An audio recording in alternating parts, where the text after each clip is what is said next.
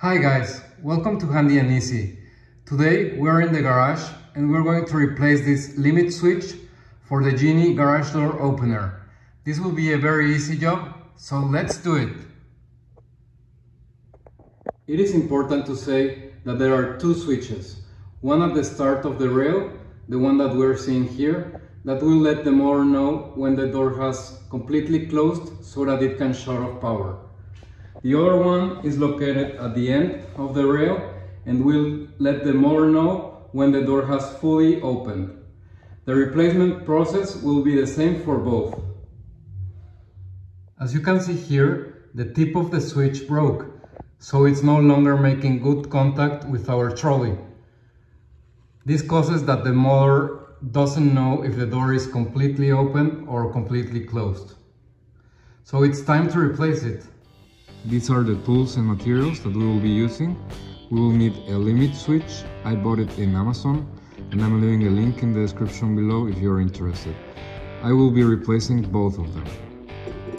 You will also need a ratchet with a 1/4 inch socket and finally some pliers. Before we start, remember that safety is first. Always disconnect the power from the garage door opener before performing any job. As a quick note, if your door is closed and you would like to replace this switch, you can disengage the carriage mechanism by pushing this lever down.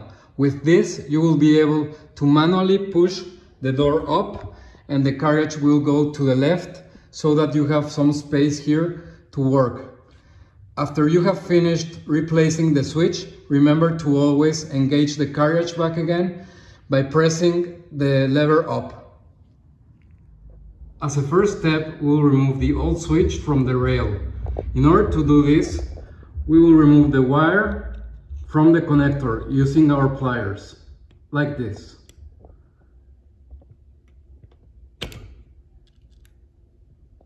Next, we will go to the other side of the switch and we will be removing this 1/4 inch screw.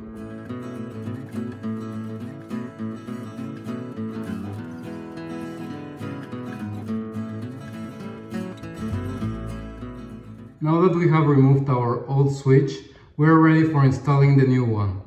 It is important that you look at this mark that the old screw left, so that we have a reference for installing the new switch. As you can see here, my new switch has this rail screw on this side, while the old one had it on the other side. This will be no problem, as we will use only the reference of the mark that this old screw left to install the new one. For simplification purposes, we will use the mark that the old screw left, and we will take our pencil and make a mark more or less at the same spot on the other side.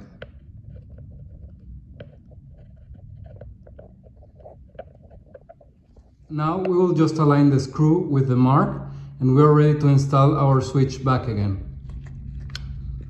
Now with our ratchet and 1/2 inch socket, we will just tighten the screw. Make sure that it is not over tight, as you can damage the rail. It has only to be snug.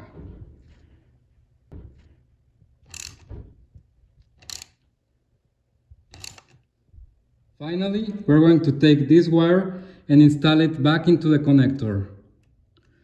Now we are ready to test the system. In my case, I will be also replacing the switch that goes at the back of the rail, but it will be the exact same process as for the first one. Now turn the power back on and press the on-off switch of the garage door opener.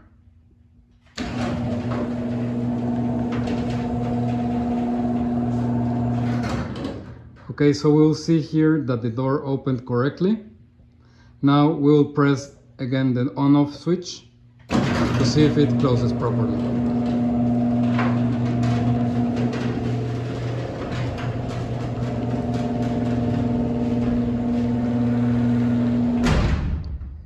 And it closed perfectly. With this, we conclude our video. If you liked it, please give it a thumbs up, subscribe to Handy and Easy, and as always, have an excellent day.